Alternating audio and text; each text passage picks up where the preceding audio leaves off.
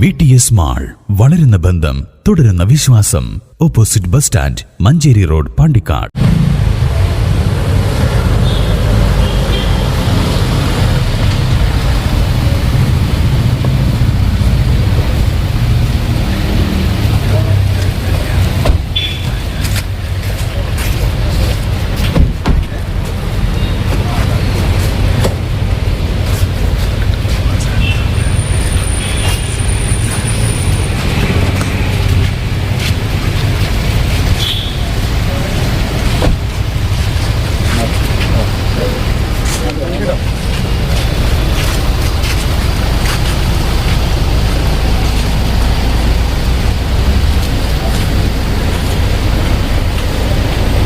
കിഴക്കേ പാണ്ടിക്കാട് സ്വദേശിയായ വ്യാപാരിയെ കൊലപ്പെടുത്തിയ കേസിൽ ജാമ്യത്തിലിറങ്ങി മുങ്ങിയ പ്രതിയെ ഒഡീസയിൽ പോയി പൊക്കി പാണ്ടിക്കാട് പോലീസ്.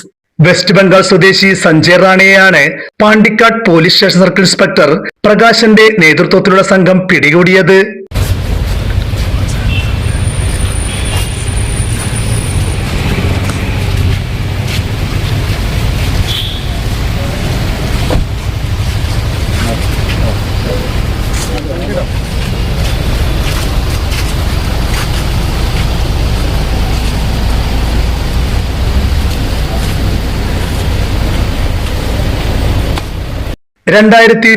നവംബറിൽ കടയടച്ച് വീട്ടിലേക്ക് പോവുകയായിരുന്ന 68-കാരനായ പേർക്കുത്ത് മുഹമ്മദിനെ കിഴക്കേ പാണ്ടിക്കാട് പെരുവക്കാട് ചിറ്റടിപ്പാടത്ത് വെച്ച് കഴുത്തറുത്ത് കൊലപ്പെടുത്തിയ കേസിലെ പ്രതികളും സഹോദരങ്ങളുമായ വെസ്റ്റ് ബംഗാൾ സ്വദേശി വിജയ് റാണ, സഞ്ജയ് റാണ എന്നിവർ 2014 ജാമ്യത്തിലിറങ്ങി ഒളിവിൽ പോയിരുന്നു.